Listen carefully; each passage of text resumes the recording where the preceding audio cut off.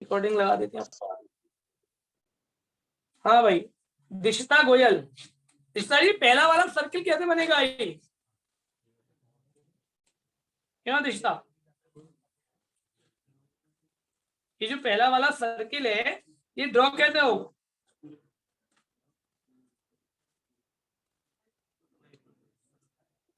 Good job Bhatnagar, हर्षगढ़,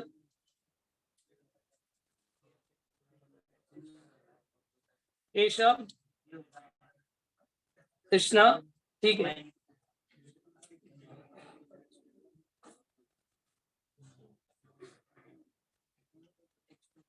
ठीक है देवांशु, आज नेट तो मेरा भी नहीं चला देवांशु, नेट प्लस की वजह से पता नहीं एकदम चलते चलते बंद हो गया। हाँ भाई,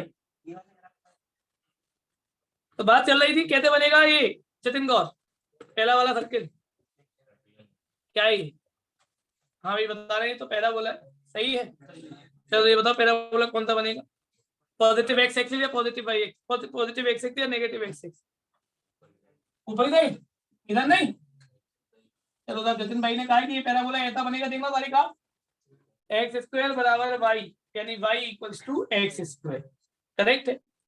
हाँ भाई बताइए अभिषेक को, वाई बराबर मॉड एक्स की लाइन वी शेप कहाँ पे होगा उसका टर्निंग पॉइंट? ओरिजिन पर, टर्निंग पॉइंट ओरिजिन पर होगा, यानी कि ये चीज ऐसे बनी। हो गया।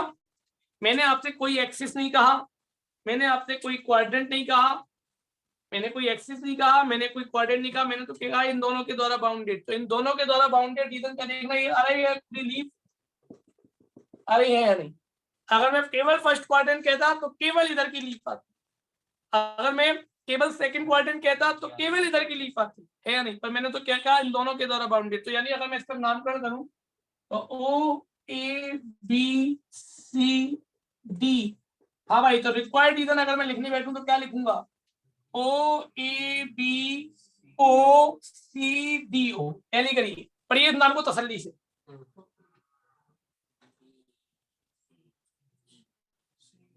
हो गया? क्यों साहब चेक करना मैंने सही नाम लिखा है या नहीं, अच्छी तरह से। बहुत बढ़िया भाई छवि। हाँ भाई, क्या था बात सही? और क्या ये रीजन ट्वाइस है ओ ए बी ओ का, है या नहीं? क्यों बच्चों, क्या ये रीजन ट्वाइस है ओ ए बी ओ का? बोले हाँ भैया बिल्कुल ट्वाइस है। तो यानी हम ओ ए बी ओ निकालेंगे और दुगना कर देंगे तो पूरा रीजन हमारा आ जाएगा। बात हमारा सबको समझ में आ रही है मेरे हिसाब से? क्यों जी? ठीक है, चलिए साहब एक और चर्चा करते हैं, एक और चर्चा करते, बस सोच समझ के जवाब दीजिए।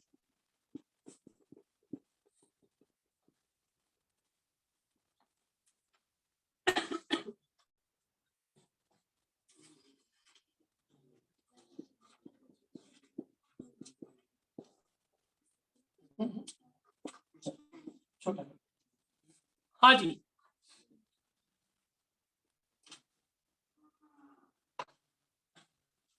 अबे बिल्कुल सही, अबे कांत पाठक, हर्षगढ़, बहुत बढ़िया, नमन, गुड जॉब। कुछ बच्चे बहुत एक्टिव हैं, बहुत अच्छा जवाब दे रहे हैं, शाबाश, सही लग रहा है, गुड जॉब भटनागर, केशव। हाँ भाई प्रियांशी, पहला वाला पैराबोला कैसे बनेगा? पैराबोला है क्या है? हाँ भाई बहुत बढ़िया।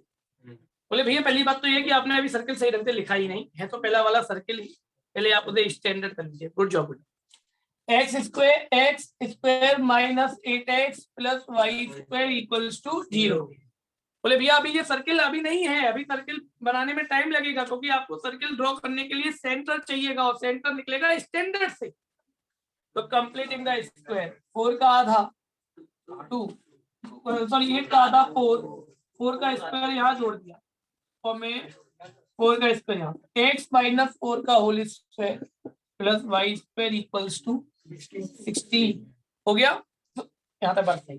दूसरी तो पहले से सुधराई थी, तो अभी अभी मुझे बताया प्रियांशी ने कि भाई इसका सेंटर भैया 40 रख लीजिएगा, और रेडियस भी क्योंकि 4 की ही है, तो इसीलिए आपका जो सर्किल है वो ओरिजिन से पास आउट हो जाएगा भाई 4 की रेडियस की वजह से। अब ये समझ में आ गया सब?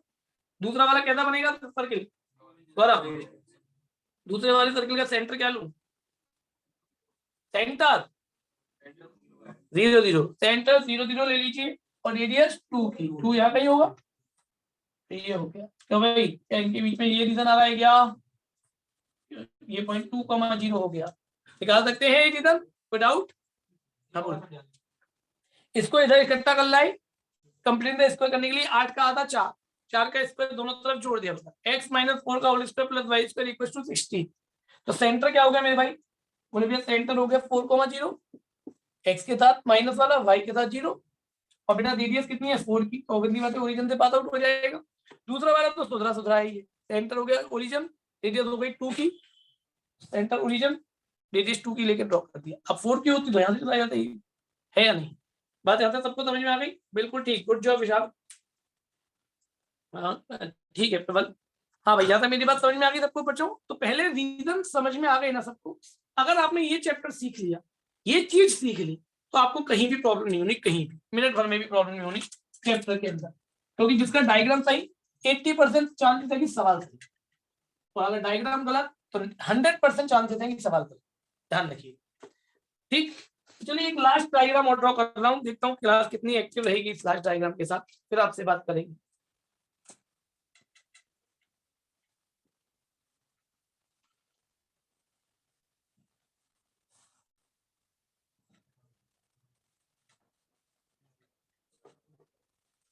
हाँ भाई,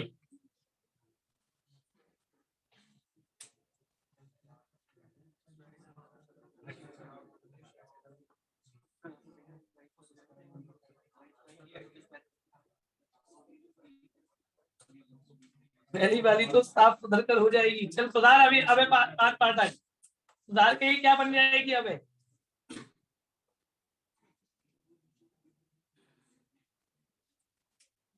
मनीषा ये सर्कल बन जाएगी ना। जितने लोग भी सर्किल बोल रहे हैं सब गलत बोल रहे हैं। अब करो कितने हाथ खड़े कर, जितने लोग भी सर्किल बोल रहे हैं पहली वाली को, जितने लोग भी सर्किल बोल रहे हैं वो सब के सब गलत बोल रहे हैं। अब भेजो चैट में कौन कौन आंसर भेजो।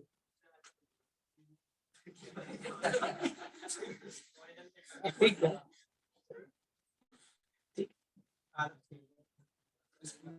हाँ भाई, अब देखो अंतर बदल गए, तुरंत प्रबल घटना करने वाला नहीं, ये सर्किल नहीं है, ये लाइन है। मोहित शर्मा ने भी कहा ये स्ट्रेट लाइन है, तो मैंने कहा स्ट्रेट लाइन भी नहीं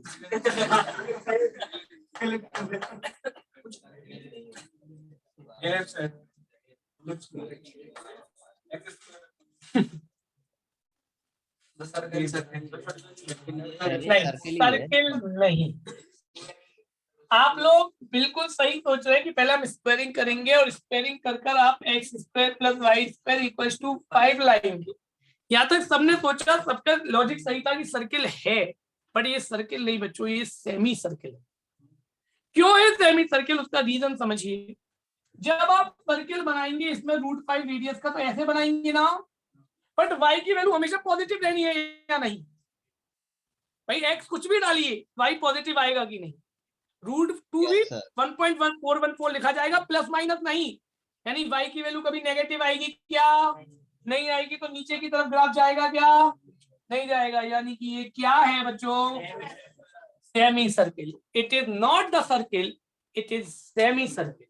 और मॉड एक्स के बारे में सबको पता है जन साहब, क्या होनी चाहिए, बोले साहब ये वी शेप होनी चाहिए, तो दोनों के बीच में रीजन क्या हो गया, सबको समझ में आ गया बच्चों या नहीं। गुड जॉब सुजल, बहुत बढ़िया, पहली सुजल ने जवाब दे दिया था इसका, सेमी सर्किल, बढ़िया।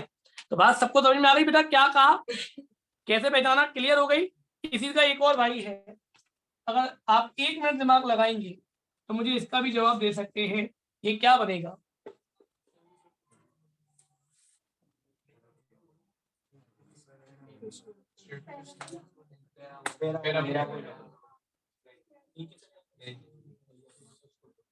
गुड जॉब नमन। अब बच्चे ठीक है, बस मैं यही चाहता था कि इक्वेशन देखकर दिमाग के अंदर फिगर बन जानी चाहिए।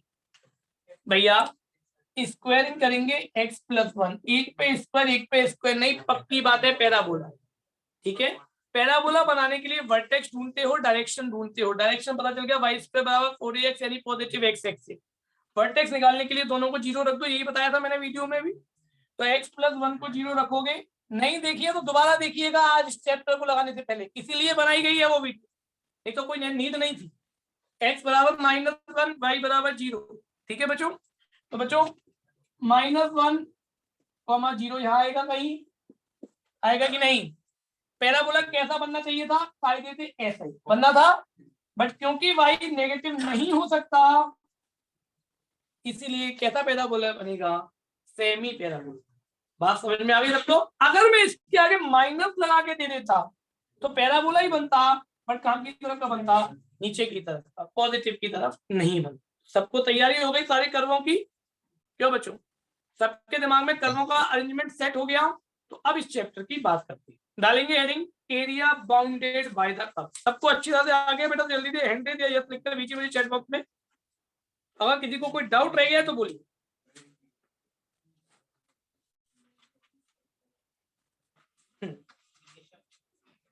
ठीक है, छवि, नमन, अवर, दीपक, हाँ भाई आकांक्षा शर्मा, ये पैराबोला है y² बराबर x + 1। वर्टेक्स निकालो, LHS RHS दोनों को 0 रख कर वर्टेक्स मिल गया, पैराबोला बना दीजिए, ठीक है। Area bounded by the curve, चलिए एक छोटा सा नोट रस्म अदायगी के तौर पर लिखा लेते हैं, फिर कुछ आज सवाल कराऊंगा 7-8, बहुत अच्छी तरह से देखिएगा, इसके सवाल थोड़े बड़े होते हैं। हाँ भाई, area bounded by the curve डाल दिया, लिखें let y equals to fx, let y equals to fx be the equation of any curve, be the equation of any curve, ठीक, and we have to find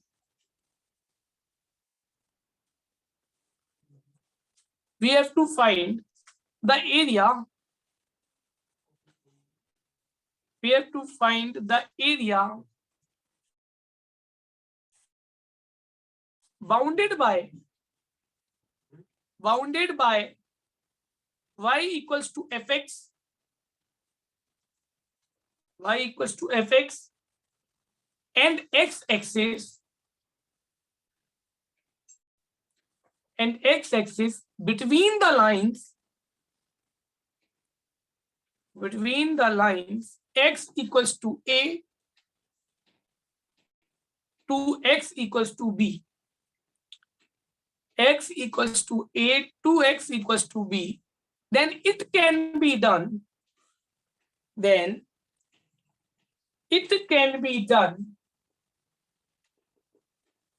by using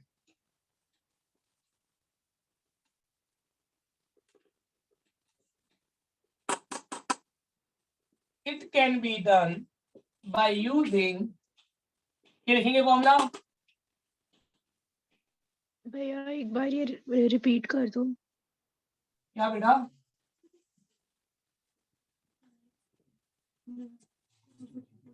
भैया area bounded by the curve जो आपने बोला था एक बार repeat कर दो। पूरी डेफिनेशन बेटा, नहीं भैया वो to find the area by fx के आगे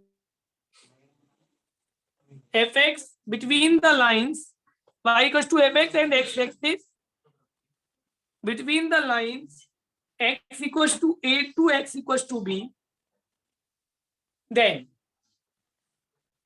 then it can be done by using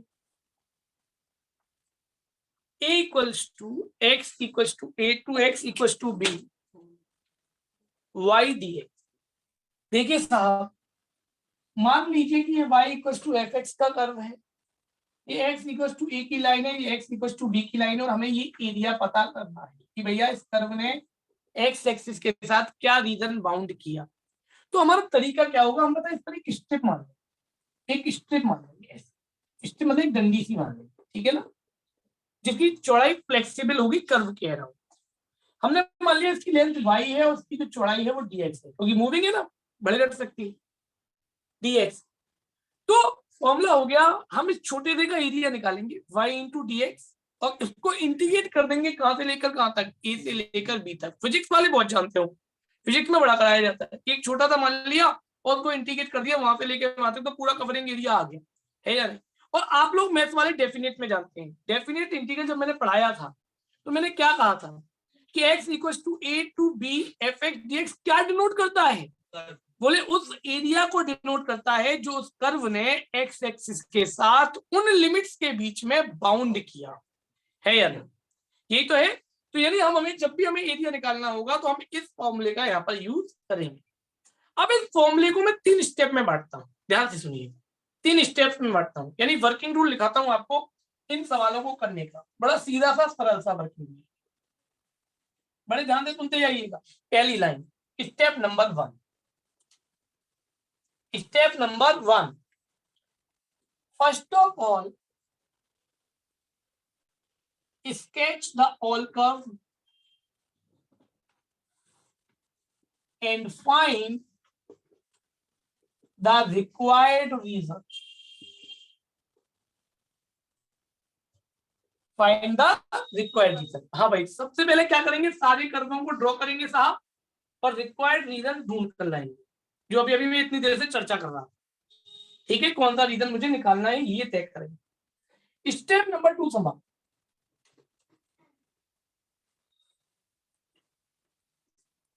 find the limit by observing the moving of strip on x axis। हम उस रीजन में एक स्ट्रिप सी मान लेंगे, बहुत सारे लोग ना भी मानते हैं तो अभी हो जाता है, पर 2-3 कर्व आते हैं तो बड़ी दिक्कत होती है। तो हम उस कर्व में क्या एक स्ट्रिप सी मान लेंगे, पर स्ट्रिप हमेशा ऐसी मानी जाएगी कि उसका एक सिरा तो एक्स एक्सिस पर होगा और एक सिरा कर्व पर होगा, ध्यान रखिएगा। ऐसा नहीं, सुनिएगा ध्यान से, रुकिएगा। मान लीजिए कि कोई दो कर्व है और आपको ये रीजन निकालना है बीच वाला, तो आप सोचो कि मैं स्ट्रिप ऐसे मान लूं, नहीं साहब, ऐसे स्ट्रिप नहीं मानी जाती। स्ट्रिप का एक सिरा हमेशा किस पर होता है, एक्सिस पर, क्योंकि वो एक्स एक्सिस पर ही मूव कर सकती है, कर्व पर नीचे की तरफ से मूव नहीं करती। तो फिर बोलो ऐसे कैसे करूंगी, क्या करूंगी, मैं पहले इसको बंद कर दूंगा, दोनों तरफ कर दूंगा, तो एक स्ट्रिप मैं बड़े वाले कर्व पर मानूंगा जो पूरा निकाल देगी, और एक स्ट्रिप में नीचे वाले कर्व पर मानूंगा जो नीचे वाला निकाल देगी। बड़े वाले में से छोटे वाला माइनस कर दूंगा, काम हो जाएगा। यानी कुल मिलाकर मैं एक बात कह रहा हूं कि जब स्ट्रिप माने तो उसका एक सिरा एक्सिस पर होना चाहिए, सीधी सीधी सी बात। ठीक है, तो मैंने क्या लिखा है, मेरी लैंग्वेज को पढ़िएगा। फाइंड द लिमिट्स, लिमिट्स कैसे ढूंढेंगे, जो लिमिट लगानी है, जो भी रीजन आप निकालने जा रहे हैं उसमें ये देखिए एक्स एक्सिस पर स्ट्रिप कहां से कहां तक चल रही है, जिस पॉइंट से जिस पॉइंट तक चल रही होगी वो पॉइंट आपका क्या देगा, लिमिट्स देगा। मेरी बात समझ में आ गई मेरे बच्चों, लिमिट्स कैसे निकालनी है, क्लियर हो गया सबको प्रॉपर तरीके से। ठीक है बच्चों, जब मैंने लिमिट्स पर चर्चा कर ली तो मैं आगे बढ़ता हूं। स्टेप नंबर 3, देखिए आप इस फॉर्मूले में 3 बातें तो हैं, रीजन, लिमिट और वैल्यू ऑफ वाई, वाई की वैल्यू पुट करनी। The the value of Y,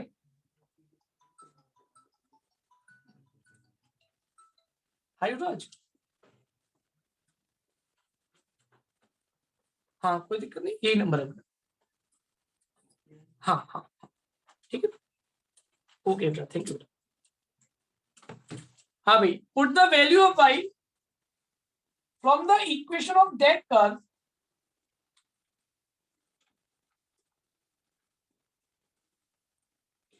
at which the upper part of strip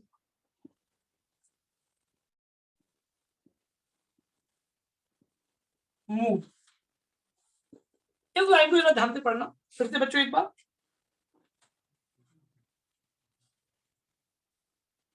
ठीक,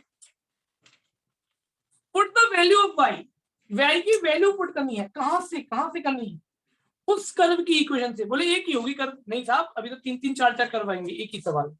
हमें तो वो कर्व चुनना है जिस रीजन को हम निकाल रहे हैं, उस रीजन में स्ट्रिप का ऊपरी सिरा जिस कर्व पर मूव कर रहा होगा उस कर्व की इक्वेशन को पकड़ेंगे और वहां से y की value in terms of x निकालेंगे और वो यहाँ पर हम पुट कर देंगे फॉर्मूले के अंदर। अब हमारा सवाल टोटली इंटीग्रेशन का सवाल हो जाएगा।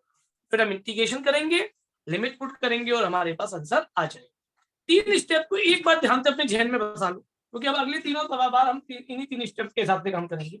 बहुत सिंपल सी बात, आई रिपीट अगेन, एक बार दोबारा से पढ़ रहा हूँ, फिर से एक बार मुझे सपोर्ट करेंगे। सबसे पहले रिक्वायर्ड रीजन ढूंढना।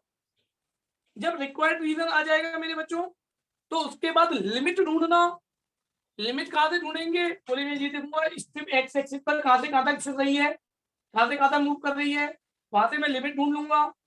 लिमिट मिल जाएंगी तो फिर उसके बाद मैं वाई की वैल्यू लगाऊंगा। वाई की वैल्यू कहां से लगाऊंगा साहब?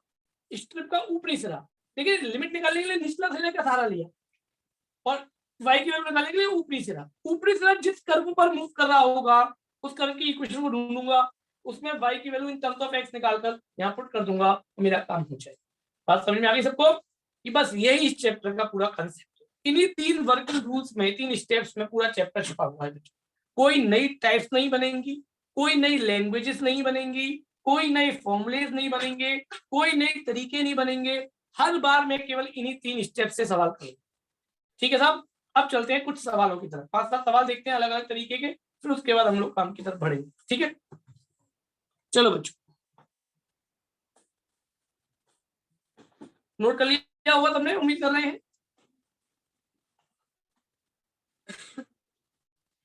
ठीक, अब देखो बेटा, आप लोग सभी एनसीईआरटी लाए हैं। जैसे जैसे सवाल पढ़ाता जाऊं वैसे वैसे सवाल पढ़ते जाएंगे। तो पहले मैं लिख देता हूँ कुछ सवाल, फिर आप लोग पढ़ करना। पहले मैं लिख देता हूँ कुछ सवाल। चलो, फाइंड द रीजन। बिल्कुल बेटा ध्यान से समझना, अगला आधे पौने घंटा है और उसका चैप्टर खत्म। Find the reason bounded by y square equals to 9x, x axis x बराबर 1 and x बराबर 3 in first quadrant। एक सवाल मैंने बोर्ड पर लिख दिया है, मुझे वो रीजन निकालना है जो इन 5 चीजों ने बाउंड किया हो। किसने? कर्व ने, एक्सिस ने, 2 लाइनों ने और फर्स्ट क्वाड्रेंट। ये तो कह रहे हैं। सबसे पहला आपने इस सवाल का सिस्टमैटिक प्लान देखिए। सवाल का सबसे पहले ड्रॉ करेंगे कर्व, बाकी सब राम कथा बात। हाँ भाई, मतलब पहला वाला सर्किल कैसे बनेगा? पहला वाला बनेगा कैसे बनेगा? Positive axis. हाँ भाई, माधव ने कहा ये तो पहला बोला है साहब, आपको तो कुछ नहीं आता। y square equals to 9x, सही बात है। y square equals to 9x का पैराबोला हमने बना। ठीक है साहब, x बराबर 1 की लाइन ऐसे कुछ, x बराबर 3 की लाइन ऐसे कुछ। तो साहब x एक्सिस फुल ये रही है ना, और फर्स्ट क्वाड्रेंट। तो क्या रिक्वायर्ड रीजन के नाम पर ये रीजन मेरे समझ में आ रहा है? अभी मैंने केवल एक कर्व की बात की है, अभी मैं धीरे धीरे कर्वों की क्वांटिटी बढ़ाऊंगा। 2 पे लाऊंगा, फिर 3 पर लाऊंगा, धीरे धीरे कर ए बी सी। तो मैं सबसे पहला स्टेप नंबर 1 रिक्वायर्ड रीजन लिखना। What is the required region? A B C D A. Tally करिए,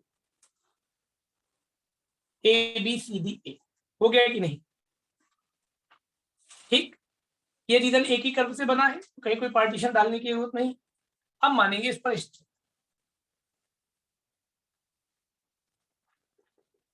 अच्छा, ये 1 है तो 8.1, 0 हो गया। ये 3 है तो 8.3, 0 हो गया। तो सही। स्टेप नंबर 2 फॉर्मूला लिखना और लिमिट लगाना। हाँ भाई, फॉर्मूला क्या है? Y d x. क्यों जी, आप क्या निकालना चाह रहे हैं? ए बी सी डी ए, पूरी diagram A B C D A में स्टेप कहां से कहां तक मूव कर रही है? ए से डी तक। क्या लिखो? ए से डी तक, ए से डी तक। ए पर क्या पॉइंट और डी पर क्या पॉइंट? हाँ साहब, लिमिट लग गई। स्टेप नंबर 2 तो मेरे को आसान समझ लिया, इसलिए कोई प्रॉब्लम नहीं होगी। स्टेप नंबर 3 जैन साहब, स्टेप नंबर 3 कहता है बोले वाई की वैल्यू लगाओ। अगर y की वैल्यू किस कर्व से लगाओगे? बोले जिस पर स्ट्रिप का ऊपरी सिरा मूव करता हो। अगर ऊपरी सिरा मूव कर रहा है बेटा पैराबोला पर, पैराबोला से y की वैल्यू निकालूंगा तो क्या आएगा बच्चों? 3√x dx आएगा कि नहीं आएगा? यहाँ तक कहानी समझ में आ गई? क्या किया, क्लियर हो गया? सबको समझ में आ गया बच्चों मैंने क्या किया? स्ट्रिप का ऊपरी सिरा पैराबोला पर मूव कर रहा था। पैराबोला की इक्वेशन y स्क्वायर 9 है, y की वैल्यू निकालूंगा स्क्वायर रूट ले लिया तो 9 का स्क्वायर रूट 3√x, 3√x मैंने यहाँ रख भैया। यहाँ बात क्लियर? और अब कर दीजिए साफ इंटीग्रेशन। 3 निकाला बाहर, x की पावर 3/2 अपॉन 3/2 लिमिट लग गई 1 से लेकर 3 की, 3 से t कट गया, 3 की पावर 3/2 माइनस है ना 1 की पावर 3/2 तो 3 का 3/2 3√3 माइनस 1 यूनिट। ये आपका एरिया हो गया यूनिट स्क्वायर। क्यों बच्चों बात समझ में आ गई है?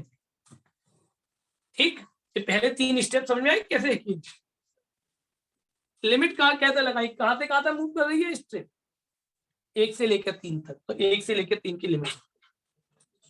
y की वैल्यू के स्ट्रिप का ऊपरी सिरा किस कर्व पर है? पैराबोला पर। पैराबोला की इक्वेशन क्या है? ये यहाँ से y की वैल्यू 3√x। बात यहाँ तक समझ में आ गई? बहुत सरल है, बहुत सरल। क्यों बच्चों? ठीक, अब थोड़ा सा कर्वों की क्वांटिटी को बढ़ाना शुरू करें। सर जल्दी से नोट करिए, इसको भी नोट करना है। इसके सर बाद तीसरे पर हाँ हाँ नमन, सर इधर भी क्या एरिया, सर इधर क्या नेगेटिव आ सकता है? बिल्कुल नमन आ सकता है। अगर हम बिलो द एक्सिस काम करेंगे तो एरिया नेगेटिव आ सकता है, पर हम मोड लगाकर उसे पॉजिटिव कर देंगे खुद। सर इसमें एक बात पूछनी थी सर, हमने y की वैल्यू सर प्लस माइनस का 3x क्यों नहीं रखी? क्या बेटा? सर इधर हमने y की वैल्यू प्लस माइनस √3x क्यों नहीं रखी? एग्जैक्टली बेटा, क्योंकि हमें यहाँ पर केवल फर्स्ट क्वार्टर में रीजन निकालना था ना बेटा। Yes sir. तो जो रीजन हमारा फर्स्ट क्वार्टर है तो वहां तो भाई हमेशा पॉजिटिव ही लेंगे। Yes sir. ये सर अगर इसमें फर्स्ट क्वाड्रेंट मेंशन नहीं होता तो सर हम प्लस माइनस लेते ना? नहीं पूरा निकालते, मैं पूरा भी हम आधा करके ही निकालते, हम तो उसमें भी स्मार्टनेस दिखा देते, है या नहीं? यस सर, जैसे उसमें मान इंटू लो कर दे। हाँ तो इंटू 2 कर दे तो अभी हमें फर्स्ट ही निकालना होता है कि नहीं सर बेटा? पर देखते फिर तो शायद 0 आ जाता, क्योंकि एक जितना प्लस होता है एक उतना ही माइनस मैंने होता क्या है। कहा, मैंने क्या कहा नमन, जब हम बिलो द एक्सिस काम करते हैं तो वहां एरिया नेगेटिव आता है, बट हम उस पर क्या लगाते हैं? मॉड लगा देते हैं। गुड्डा, yes sir, yes sir, yes sir, इससे वो पॉजिटिव हो जाता है। ठीक है गुड्डा? Yes sir. ओके, आ गया आ गया। ठीक है ना? हाँ भाई, यहाँ तक ये मेरा पहला एग्जाम्पल। जल्दी से नोट करेंगे, आज एग्जाम्पलों के बहुत सारे एग्जाम्पल कराऊंगा, और वो अगर समझ लिया आपने तो इस चैप्टर में सिंगल क्वेरी नहीं आएगी, ध्यान रखिएगा। अगर आपने कायदे से काम किया एक भी क्वेरी नहीं है।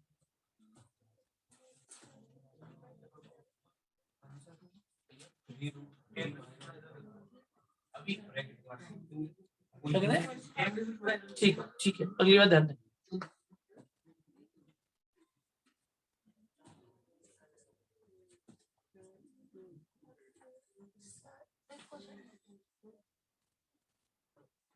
नहीं तो बोलो, बैठे बैठे बोलो पंडित जी।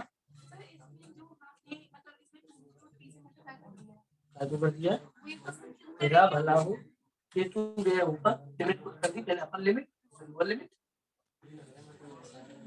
ऐसी बात करती है क्यों ज्योति? ये बता रही है कमाल कर रही है।